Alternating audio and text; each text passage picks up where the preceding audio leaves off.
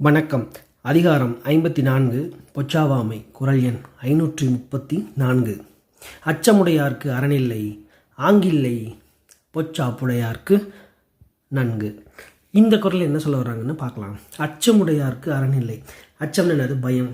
பயத்தை கொண்டவர்களுக்கு அறனில்லை, அதாவது அவர்களுக்கு பாதுகாப்பு என்பதே இல்லை. ஏன்னா எதை பார்த்தும் பயந்துட்டு இருப்பாங்க. ஸோ அதை தான் இங்கே சொல்ல வர்றாங்க. சரி, அடுத்து என்ன சொல்கிறாங்க? ஆங்கில்லை, அங்கு இல்லை. எது இல்லை? அங்கு. அங்குன்னு எதை சொல்கிறாங்கன்னா பொச்சாப்பு, அதாவது மறதி. அந்த மறதி என்னும் ஒரு குணம் உடையவருக்கு இல்லை. எது இல்லை? அந்த பொச்சாப்பு, அந்த மறதி உடையாருக்கு நன்கு. பயன் எதுவும் இல்லை.